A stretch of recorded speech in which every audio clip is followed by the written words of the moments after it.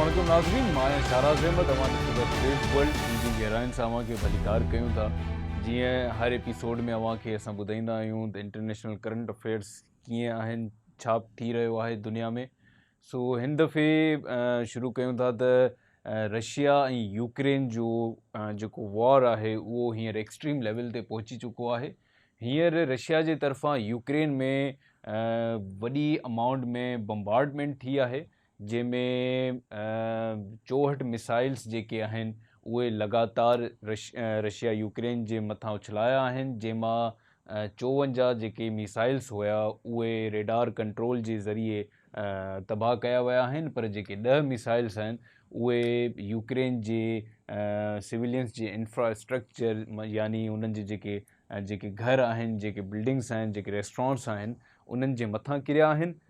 नाज़रीन, हींअर president adviser mic hollow आहे, उन हींअर ॿुधायो आहे त 120 मिसाइल्स जेके आहिनि उहे यूक्रेन जी तरफ़ सेट कया विया आहिनि रशिया जे तरफ़ां, ऐं उहे केॾी महिल बि सिविलियंस जे घरनि ते हली सघनि था। नाज़रीन, हींअर हिकिड़ो त जेका ही जंग हुई इहा काफ़ी टाइम खां हली रही हुई, विच में सेटलमेंट्स जे लाइ मीटिंग्स विहारियूं वयूं, टेबल टॉक्स थिया, पर उहे टेबल टॉक्स सक्सेसफुल न थी सघिया, जंहिंजे करे हींअर हिकिड़ी फाइनलाइज़ अगरि ॻाल्हि कजे त यूक्रेन ऐं रशिया जी वॉर ख़तमु थियण वारी हुई, जंहिंमें रशिया जो हिकिड़ो जर्नलिस्ट आहे हुन चयो चई त रशिया पहिरीं बि पंहिंजे मफ़ादनि जे लाइ ॿियनि कंट्रीज़ ते अहिड़ा हमला करे चुकी आहे, पर यूक्रेन जी जेकी पॉलिटिकल माण्हू आहिनि, जेके तज्ज़ियाकार आहिनि, उन्हनि इहा ॻाल्हि कई आहे त अगरि ही असां खां ही जे कुझु इलाइक़ा आहिनि, इहे इलाइक़ा हींअर तव्हांजी ग्राफ ते तव्हां ॾिसी सघो था स्क्रीन ते, इन इलाइक़नि में रशिया चाहे थी त असां पंहिंजो कब्ज़ो कयूं, जंहिंमां मेजॉरिटी जेके इलाइक़ा आहिनि उन्हनि ते कब्ज़ो करे चुकी आहे। हींअर जेके पॉलिटिकल एक्सपर्ट्स आहिनि, तज्ज़ियाकार आहिनि, उहे चवनि था त अगरि जे असां सरेंडर नथा कयूं त पोइ छा रशिया जो इहो इरादो आहे त असांजो जेको सॼो यूक्रेन आहे उहो तव्हां सॼो तबाह करे पोइ पंहिंजो नयो इंफ्रास्ट्रक्चर ठाहींदा?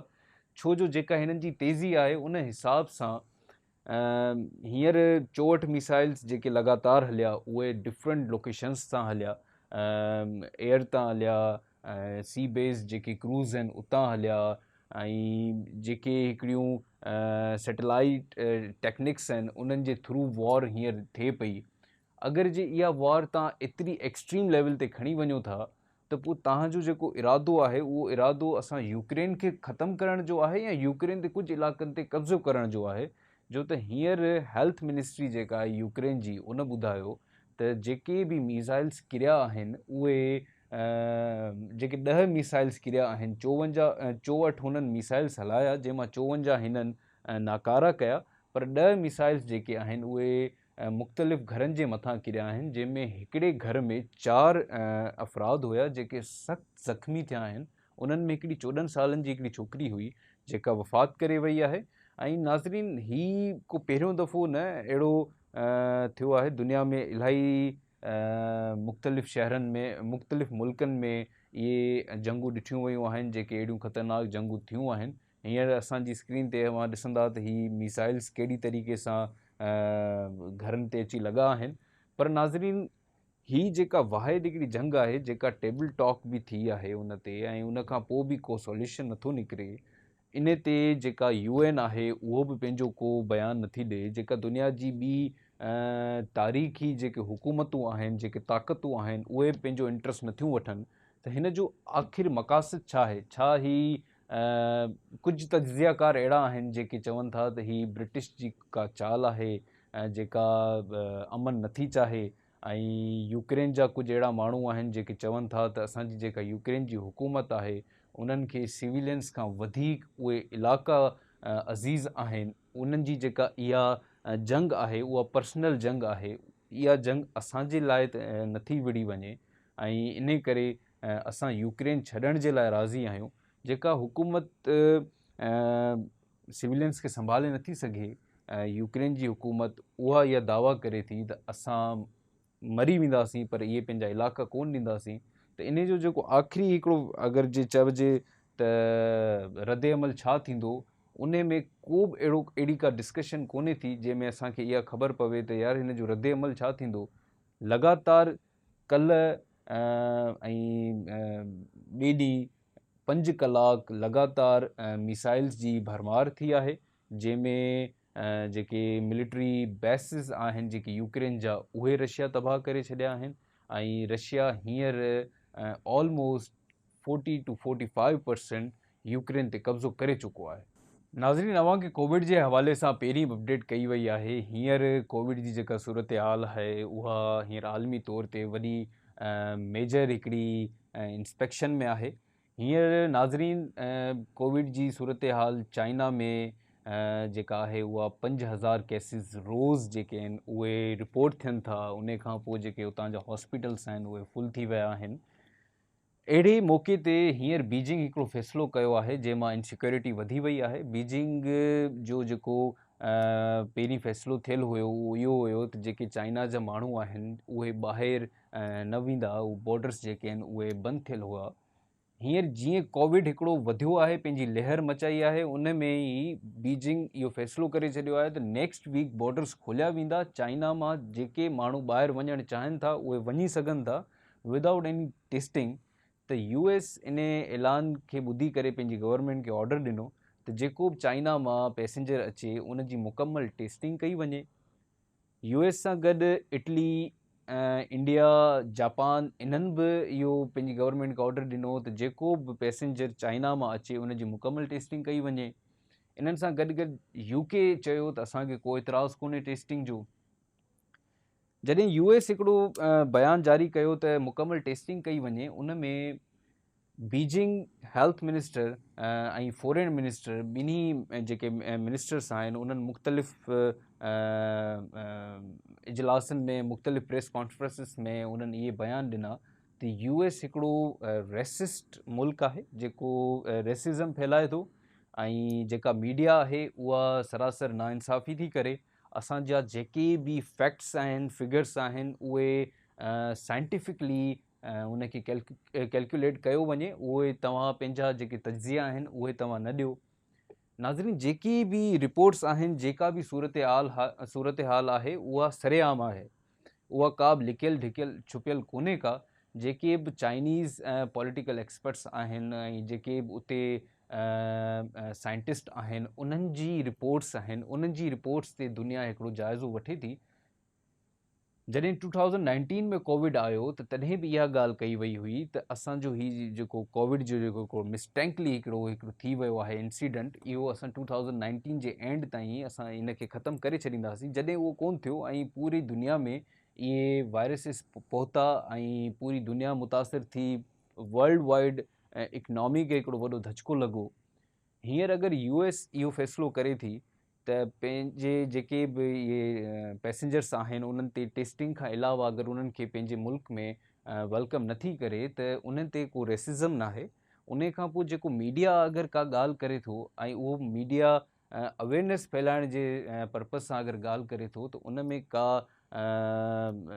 फैंटेसी कोन्हे, का पंहिंजी सेल्फ मेड स्टोरी कोन्हे। हींअर US जो हिकिड़ो ताज़ो बयानु आयो जॾहिं हेल्थ मिनिस्टर ऐं फॉरेन मिनिस्टर इहो चयो त US रेसिस्ट आहे, त US चयो चई असांखे रुॻो चाइना मां का अहिड़ी ॻाल्हि कोन्हे, बल्कि अगरि हांगकांग जा बि के माण्हू अचनि था, मकाओ जा बि के माण्हू अचनि था त असां उन्हनि जी टेस्टिंग कंदासीं, जो त इन्हनि जो अचणु वञणु चाइना इलाही आहे। पहिरीं डोनाल्ड ट्रम्प जेको हुयो उन इहो चयो हुयो त हीउ COVID-19 हिनखे न चओ, हिनखे कोरोना वायरस न चओ, हिनखे तव्हां चाइनीज़ वायरस चओ।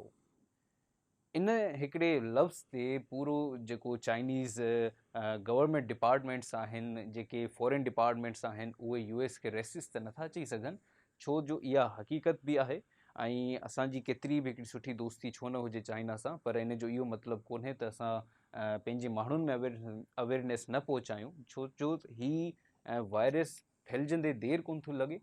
चाइना जा जेके बि तज्ज़ियाकार आहिनि उन्हनि इहा ॻाल्हि कई आहे त अॼु अगरि 5000 केसिस एनरोल थियनि था त घणी देरि कोन थींदी त 50,000 केसिस थियनि, उन खां पोइ 5 लख केसिस थियनि, छो जो जेके चाइनीज़ सिविलियंस आहिनि उहे बेसिक मेडिसिन्स जे लाइ जेके पाण वटि पोनिस्टान पैनाडोल आहिनि, अहिड़ी इन्हनि कैटेगरी में जेके बेसिक मेडिसिन्स आहिनि उन्हनि जे लाइ परेशान आहिनि। हॉस्पिटल्स फुल थी विया आहिनि ऐं उन खां पोइ अगरि जे तव्हां पंहिंजो इहो बॉर्डर खोले छॾियो आहे ऐं तव्हां पंहिंजे सिविलियंस खे अलाउ करे छॾियो आहे त ॿियनि कंट्रीज़ में वञनि ऐं उन ते अगरि को ॿियो कंट्री उन्हनि जी टेस्टिंग थो करे त उन ते एतिराज़ु आहे। पहिरीं त तव्हांखे ॿी कंहिं कंट्री में माण्हू हिन वक़्तु एटलीस्ट तव्हांखे बॉर्डर्स न खोलणु खपनि, छो जो हींअर अगरि तव्हांजो को हिकिड़ो माण्हू वञी करे कंहिं ॿिए शहर में ऐं इहो इंसिडेंट पहिरीं थिया आहिनि जो चाइना मां कुझु माण्हू निकिता हुया ऐं उहे ॿियनि कंट्रीज़ में पहुता त उते वायरस फैलिजियो। सो ही हिकिड़ो सरेआम हिकिड़ो फ़ैसिलो आहे, हर शइ साम्हूं आहे। चाइनीज़ गवर्नमेंट्स जूं रिपोर्ट्स आहिनि ऐं आलमी तौर ते जेके जर्नलिस्ट आहिनि, जेके रिपोर्टर्स आहिनि, जेके साइंटिस्ट आहिनि, उन्हनि जा तज्ज़िया आहिनि। ही असां का बि फैंटेसी जी रिपोर्ट त आहे कोन। सो US पंहिंजी जाइ ते सही आहे, गॾु गॾु जेको इंडिया आहे, इंडिया बि इहा ॻाल्हि करे छॾी आहे त तव्हांजी जेका बि इम्पोर्ट एक्सपोर्ट आहे उहा प्रिकॉशन सां थींदी ऐं उन खां अलावा जेके बि तव्हांजा पैसेंजर ईंदा उन्हनि जी मुकमल टेस्टिंग थींदी। नाज़रीन, ॻाल्हि कजे इसराइल जी त इसराइल में हींअर तारीख़ में सभिनि खां वधीक जेका सख़्तु जमात आहे ऐं मज़हबी जमात आहे उन हल्फ़ खणी वरितो आहे। मुंहिंजो ख़्यालु आहे, सम्झी विया हूंदा त Benjamin is back with 64 seats of 120। Benjamin हींअर गुज़रंदड़ इलेक्शन्स में 64 सीटूं खटियूं आहिनि 120 सीट्स खां। बेंजामिन जीअं इलेक्शन्स खटण खां फ़ौरन बाद हिकिड़ो बयानु ॾिनो, जेको बयानु थर्सडे जे ॾींहुं थियो जेरूसलम में हिकिड़ी पार्लियामेंट में। उते बयानु ॾींदे चयो त जेके बि हींअर इसराइली सिविलियंस आहिनि उन्हनि खे असां राइट्स ॾींदासीं, उन्हनि जी जेका सिक्योरिटी आहे उन ते कमु कंदासीं, उन खां पोइ जेके उन्हनि जूं बेसिक नीड्स आहिनि उन्हनि खे पूरो कयो वेंदो ऐं असां रीस्टोरेशन जी तरफ़ वापसि ईंदासीं। जीअं त इसराइल में गवर्नेंस ख़तमु थी वई हुई, हींअर बेंजामिन इहो ऐलान कयो आहे त असां गवर्नेंस खे वापसि खणी ईंदासीं। उन खां पोइ जेके सिक्योरिटी अलायंसिस आहिनि उहे असां ॾिसंदासीं, सिविल राइट्स ॾिसंदासीं, पीस ॾिसंदासीं। उन खां पोइ जेके सिविलियंस आहिनि उन्हनि खे प्राइवेट सिक्योरिटी ॾींदासीं, जंहिंखे प्रोटोकॉल अगरि चइजे त उहो असां हींअर वापसि कंदासीं, इहो सॼो असां रीस्टोर कंदासीं। नाज़रीन, इन बयान खां पोइ जेका अगरि असां ओपोज़िशन चऊं त मुनासिब न रहंदो, पर जेके हिकिड़ा पॉलिटिकल एक्सपर्ट्स आहिनि, जेके तज्ज़ियाकार आहिनि, जो त बेंजामिन इहो चयो त इहे जेके बि पॉलिटिकल एक्सपर्ट्स आहिनि, जेके बि तज्ज़ियाकार आहिनि, इहे सभु ओपोज़िशन जा आहिनि, इहे मुंहिंजा हामी न आहिनि। छो जो इन्हनि इहा ॻाल्हि कई त बेंजामिन जेको आहे उहो मोस्ट रेसिस्ट लीडर आहे ऐं जॾहिं बि बेंजामिन आयो आहे उन जुडिशरी खे नाकारा कयो आहे, उन फ़लस्तीनियुनि ते ज़ुल्म कया आहिनि, उन सिविल राइट्स कोन ॾिना आहिनि ऐं जेके माइनॉरिटीज़ आहिनि उन्हनि ते को ध्यानु कोन ॾिनो आहे। उन्हनि जा जेके हक़ आहिनि उन्हनि खे रोकियो वियो आहे, उन्हनि ताईं उन्हनि जा हक़ न आहिनि पहुचाया विया। इहे जेके बि तज्ज़ियाकार आहिनि, जेके बि पॉलिटिकल एक्सपर्ट्स आहिनि, इहे बेंजामिन जे अगरि चवण ते पाण ॾिसूं त चलो ही ओपोज़िशन जा ई हुजनि, पर जेके सिविलियंस आहिनि उहे इन बेंजामिन जे खटण खां पोइ इन फ़ैसिले ते सख़्तु नाराज़ थिया। उन खां पोइ उहे प्रोटेस्ट में अची विया ऐं सवनि जी तादाद में आया। जिन वटि इसराइली झंडा हुआ, जिन वटि रेम्बो झंडा हुआ, रेम्बो कलर्स जा जेके झंडा हूंदा आहिनि उहे LGBTQ जा हूंदा आहिनि। उहे LGBTQ कंहिं ॿिए एपिसोड में असां डिस्कस कंदासीं, जंहिंमें मर्द ऐं मर्द, औरत ऐं औरत जो जेको रिश्तो हूंदो आहे उहो जाइज़ हूंदो आहे। उहे झंडा हुया। उन खां पोइ डेविड जे स्टार जा झंडा हुया ऐं कुझु अहिड़ा पोस्टर्स हुया जंहिं ते शेम डेंजर, रेसिज़म इहो मिलियो आहे उन पोस्टर्स ते लिखियलु। जेके सिविलियंस आहिनि उन्हनि इहो ॾिनो आहे बयानु त जेको बेंजामिन असां सां पोएं दफ़े कयो आहे, जेको इसराइल सां कयो, जंहिंमें जुडिशरी नाकारा कई ऐं जंहिंमें सिविल राइट्स कोन ॾिना, हींअर अगरि 4 सीटूं खटे करे ऐं असांजो जेको इसराइल जो जेको स्ट्रक्चर आहे, जेको हींअर वञी सेट थियो हुयो, ऐं उनखे वापसि अगरि ख़राबु कंदा त पोइ असां प्रोटेस्ट कंदासीं ऐं असां इहो प्रोटेस्ट मुकमल जारी रखंदासीं। बेंजामिन हिकिड़े इन सॼे रवैये खां पोइ हिकिड़े प्रेस कॉन्फ्रेंस में इहो बयानु ॾिनो त जेका बि सिविल राइट्स जी जेका बि ॻाल्हि आहे उहा ठीकु आहे, उहा पहिरीं थी हुई पर हाणे उहा रिपीट कोन थींदी ऐं जेके बि असांजा इंटरनेशनल मसइला आहिनि, जेके बि असांजा अलायंसिस आहिनि, उन्हनि खे असां रिस्टोर कंदासीं ऐं असां कोशिशि कंदासीं त जेके सिविल राइट्स आहिनि उहे सभिनी सिविलियंस खे इक्वली मिलनि। नाज़रीन, हींअर जेके बयानात आहिनि उहे डिफरेंट वेज़ में थींदा आहिनि, उहे डिफरेंट फेज़िस में थींदा आहिनि। उहो खटण वारे फेज़ में हिकिड़ो अलॻि फेज़ हूंदो आहे, पर मिड जो जेको फेज़ हूंदो आहे, जेको कैरियर जेको हिन जो पॉलिटिकल मिड हूंदो आहे, उन में फेज़ अलॻि थी वेंदो आहे। ऐं उन खां पोइ जेके बि पॉलिटिकल वाइदा हूंदा आहिनि, बयानात हूंदा आहिनि, उहे तब्दील थींदे असां ॾिठा आहिनि। इहे शयूं, इहे ॻाल्हियूं, इहे बयानात इहे नया न आहिनि। पर बेंजामिन जे बारे में जेके वर्ल्ड लीडर्स आहिनि ऐं जेके वर्ल्ड जर्नलिस्ट आहिनि, जेके तज्ज़ियाकार आहिनि, उन्हनि बि इहा ई ॻाल्हि कई आहे त हीउ हिकिड़ो ज़ालिम लीडर आहे। नाज़रीन, हलूं था हींअर स्पोर्ट्स जी तरफ़। त स्पोर्ट्स सेक्टर्स में स्पेशली वर्ल्ड वाइड वॾो ॾुख ऐं अफ़सोस जो इज़हार आहे, छो जो हींअर हिकिड़ो मशहूरु जेको प्लेयर हुयो पैल, उहो 82 ईयर्स जो हुयो त इंतकाल करे वियो आहे 29 डिसेंबर ते। पैल हिकिड़ो वाहिद उहो प्लेयर आहे जंहिं 3 दफ़ा पंहिंजी कंट्री जे लाइ वर्ल्ड कप खटियो, हिकिड़ो 1958 में, 1962 में ऐं टियों 1970 में। पैल जो हींअर जेको वर्ल्ड वाइड रिकॉर्ड आहे उहो अञा ताईं कंहिं बि नाहे तोड़ियो, जेको 1281 जेके गोल्स हुन कया हुया पंहिंजे 21 सालनि जे कैरियर में।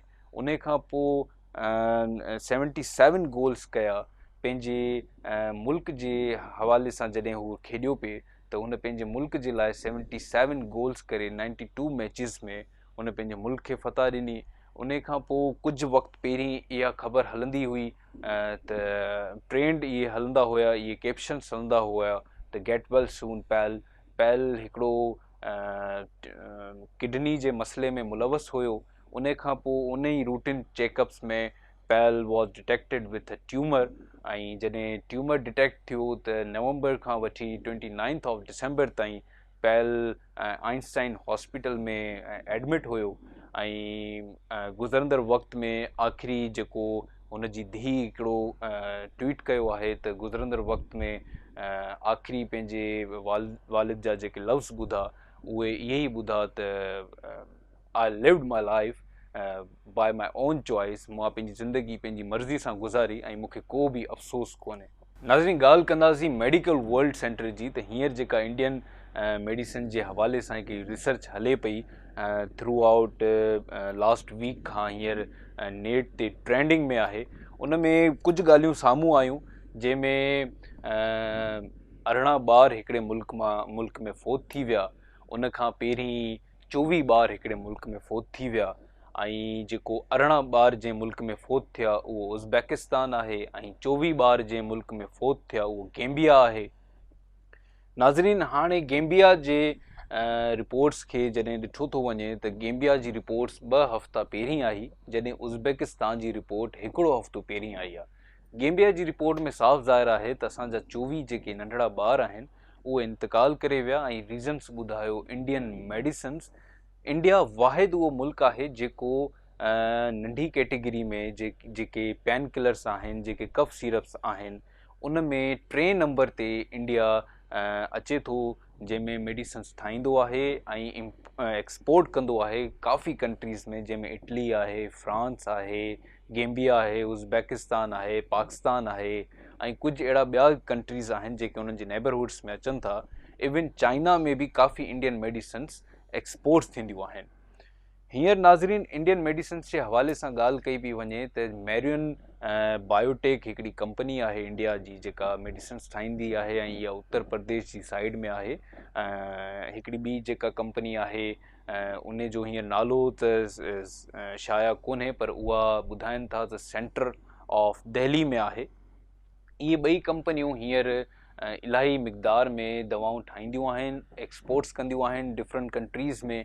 ऐं स्पेशली इन्हनि जो जेको मोटिव हूंदो आहे, जेको इन्हनि जो प्रोडक्ट आहे, उहो चाइल्ड केयर ते हूंदो आहे। जेको कफ सिरप ठाहींदा आहिनि, जेके पेन किलर्स ठाहींदा आहिनि या इंजेक्शन्स जेके ठाहींदा आहिनि या जेके बि केमिकली इन्हनि जो हिकिड़ो प्रोसीजर आहे, प्रोडक्ट्स जेके आहिनि इन्हनि जा, उहे चाइल्ड्स ते मबनी आहिनि।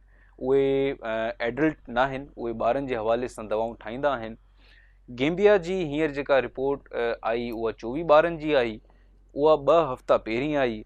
उज़्बेकिस्तान जी जेका रिपोर्ट आई उहा 1 हफ़्तो पहिरीं आई। उज़्बेकिस्तान जे हेल्थ मिनिस्टर इहो चयो त असांजा 18 ॿार फोत थी विया आहिनि ऐं उन्हनि 18 ॿारनि हिकिड़ो ई सीरप जेको आहे कफ सीरप, उहो हिननि खां मेडिकल स्टोर्स सां डॉक्टर्स खां जेको प्रिस्क्रिप्शन ते मिलियो उन्हनि उहो इस्तेमालु कयो ऐं उन्हनि जी जेका प्रोडक्ट आहे उहा मेरिन बायोटेक जेका कंपनी आहे इंडियन मेडिसिन्स जी, उन प्रोडक्ट्स जे हवाले सां उहे दवाऊं मिलियूं हुयूं।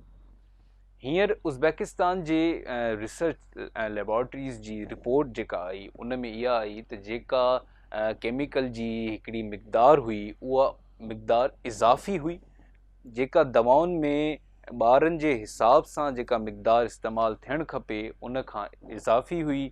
उन खां पोइ एथिलीन ग्लाइकोल नाले जो हिकिड़ो केमिकल आहे, उहो हिकिड़ो टॉक्सिक सब्सटेंस आहे। उहो टॉक्सिक सब्सटेंस घणी मिक़दार में उन प्रोडक्ट में मिलियल आहे, जेको ॿारनि जे लाइ सस्टेनेबल न आहे। ॿार जॾहिं सीरप उहो पीअंदो आहे त उन में कुझु केमिकल रिएक्शन्स थी वेंदा आहिनि जेके सस्टेन न करे सघंदो आहे ॿार, ऐं वॾे अफ़सोस सां चवणो थो पए त इंतकाल करे वेंदा आहिनि। नाज़रीन, ही जेको असां हिकिड़ो कल्चर फैलायो आहे त 4 माण्हू गुज़ारे विया, 6 माण्हू हादसे में अची विया, 16 माण्हू इंतकाल करे विया, 10 माण्हू वफ़ात करे विया, त ही एतिरो हिकिड़ो लाइट मसइलो कोन्हे। अगरि कंहिं हिकिड़े घर मां हिकिड़ो ॿारु इंतकाल करे थो वञे त उहो पूरो घर हिकिड़ो तबाह थी थो वञे, उनजो पूरे घर जो जेको स्ट्रक्चर आहे उहो ख़तमु थी थो वञे। उन खां पोइ इहो लाइफ टाइम हिकिड़ो ट्रॉमा हिकिड़ो उन्हनि जे घर में हले थो। ही जेको उज़्बेकिस्तान जा 18 ॿार आहिनि, माना ही 18 ॿार न 18 घर आहिनि जेके घर तबाह थिया आहिनि। गेम्बिया जा जेके 24 ॿार आहिनि उहे 24 ॿार न 24 घर तबाह थिया आहिनि। ऐं हींअर जेका हिननि जी एक्सपोर्ट आहे उहा 27 डिसेंबर ते एक्सपोर्ट बंदि थी आहे। 27 डिसेंबर खां पहिरीं जेका एक्सपोर्ट थी आहे उहा डिफरेंट कंट्रीज़ में, उन में हींअर जेको बि डॉक्टर प्रिस्क्रिप्शन लिखी थो ॾे उन ते ख़ासि इहो लिखे थो त मेरिन बायोटेक जेका कंपनी आहे उहा उन कंपनी जा जेके प्रोडक्ट्स आहिनि उहे न ॾिना वञनि। अव्हांखे बि ख़बर आहे, मूंखे बि ख़बर आहे त अहिड़ा जेके डॉक्टर्स आहिनि जेके अवेयरनेस रखनि था, जेके पंहिंजे डेली स्केड्यूल में रिसर्च कनि था, उहे 100 मां 10 हूंदा। बाक़ी जेके 90 डॉक्टर्स आहिनि जेके जीअं असां वटि इलाही इलाइक़नि में अवेयरनेस कोन्हे का, इलाही इलाइक़नि में जेके डॉक्टर्स उते आहिनि उन्हनि ताईं इहे रिपोर्ट्स नथियूं पहुचनि, त तव्हां छा था सम्झी सघो त उज़्बेकिस्तान में, गेम्बिया में, इटली में, फ्रांस में इलाही जेके अहिड़ा विलेजिस आहिनि जेके आउटसाइड इलाइक़ा आहिनि, छा उन्हनि ताईं इहा सभिनि ताईं ख़बर पहुची वई हूंदी? हरगिज़ न। माना इहे हादसा तॾहिं थींदा। हेल्थ मिनिस्टर जेको इंडिया जो आहे उन इहो बयानु ॾिनो आहे त असां पंहिंजी इन जेके 2 कंपनियूं आहिनि इन्हनि कंपनियुनि खे असां सील करे छॾियो आहे ऐं हींअर मुकमल इंस्पेक्शन हले थी ऐं असां तेसीं ताईं जवाबु कोन ॾींदासीं जेसीं ताईं असांजा जेके एक्सपर्ट्स आहिनि उहे असांखे रिपोर्ट ॾींदा। 27 डिसेंबर खां हींअर ताईं का रिपोर्ट कोन आई आहे त वाकई इहे असांजूं ग़लतियूं आहिनि या उज़्बेकिस्तान बि कूड़ पियो ॻाल्हाए, गेम्बिया बि कूड़ पियो ॻाल्हाए। उहे 18 ॿार फोत कोन थिया आहिनि, उहे जेके 24 ॿार आहिनि उहे बि फोत कोन थिया आहिनि। हींअर जेका मेरिन बायोटेक कंपनी आहे उन ते इलाही पॉइंट आउट माण्हुनि कयो त हिकिड़ी न्यूज़ एजेंसी आहे, उन्हनि उहे मेरिन बायोटेक कंपनी ताईं पहुता, उन्हनि जे जेके VC आहिनि उन्हनि ताईं पहुता ऐं उन्हनि साफ़ इनकार करे छॾियो। उन्हनि चयो त असांखे कुझु बि ॻाल्हाइणो कोन्हे। उन्हनि मीडिया जे जेके एंकर्स हुआ, जेके जर्नलिस्ट हुआ, और उन्हनि इहा नंढड़ी ॻाल्हि अॻियां रखी। उन्हनि सवाल कयो त अव्हां जॾहिं इहो ठाहींदा आहियो त अव्हांजा जेके चेकर्स आहिनि उन खां पोइ रीचेकर्स आहिनि, हिकिड़ी जेका तव्हां प्रोडक्ट ठाहियो था उन में केमिकल सब्सटेंस केतिरो आहे, कहिड़ा इंग्रीडियंट्स शामिल आहिनि, उहे सभु शयूं अलॻि अलॻि डिपार्टमेंट्स खां थी करे उन खां पोइ सेल जे लाइ वेंदियूं आहिनि। छा अव्हांजी पूरी कंपनी में को अहिड़ो हिकिड़ो डिपार्टमेंट कोन्हे जेको क्लियरली इहो ॾिसे त हीउ जेको प्रोडक्ट असां ॿाहिरि सेल कयूं था उहो बि स्पेशली मेडिसिन प्रोडक्ट, को प्लास्टिक जो को टूल, को रांदीको त कोन हुयो, ही उहो हुयो जेको कंहिं जान जे अंदरि वञी करे उहो केमिकल रिएक्शन्स ॾेखारे थो, त उन में तव्हां एतिरी नज़रसानी कोन कई त तव्हांजो जेको केमिकल आहे उहो केतिरी मिक़दार में ठहियो आहे, उहो केतिरी मिक़दार ताईं वञे थो। इन खां अलावा गैम्बिया जो जेको इंसिडेंट थियो, गैम्बिया इहो रिपोर्ट कयो, गैम्बिया वर्ल्ड वाइड इन ते एक्शन खणण जी ॻाल्हि कई। गैम्बिया जो जॾहिं इंसिडेंट थियो उहो 2 हफ़्ता पहिरीं थियो, त इहा एक्सपोर्ट तॾहिं छो कोन रोकी वई? एतिरी लापरवाही हिकिड़ो जानी हवाले सां त असांखे अॼुकल्ह जीअं चइबो आहे त अखि बि कोन थी छणिबे जेॾी महिल असां इहो ॿुधूं था त केतिरो नुक़सानु थियो आहे, जानी नुक़सानु थियो आहे, केतिरा माण्हू मरनि था, केतिरा माण्हू बीमारियुनि में मुलवस आहिनि। इहो सिर्फ़ु उहो ई ॼाणे सघे थो जेको इन वक़्त सां गुज़रियो हुजे, जेको इन मर्ज़नि में मुलवस हुजे। नाज़रीन, हींअर आलमी तौर ते इन ते वॾो एक्शन खयो वियो आहे। इन सां गॾु गॾु इंडियन प्राइम मिनिस्टर जेको मोदी आहे उन जी वालदा जो इंतकाल थी वियो, पर उहो इन मेडिसिन्स जे लाइ कोन थियो। उन्हनि जो जेको इलाजु हुयो उहो ॿाहिरि कंट्रीज़ में हलियो पिए ऐं 99 सालनि जी उमिरि में इंतकाल थी वियो। बाक़ी जेको हिननि जो उज़्बेकिस्तान जो जेको हेल्थ मिनिस्टर आहे उन इहा ॻाल्हि कई आहे त असां हरगिज़ इन शइ खे अलाउ कोन कंदासीं।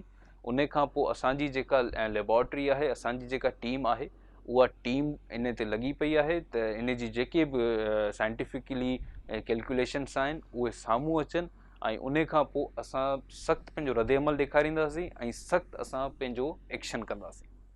नाज़रीन, ॻाल्हि कयूं था हींअर वर्ल्ड वाइड वेदर जी, त वर्ल्ड वाइड जेका वेदर आहे उहा सुठी न आहे आई। हींअर वर्ल्ड वाइड वेदर जे हिसाब सां सऊदी मुतासिर थियो आहे, अमेरिका मुतासिर थियो आहे, कैनेडा मुतासिर थियो आहे।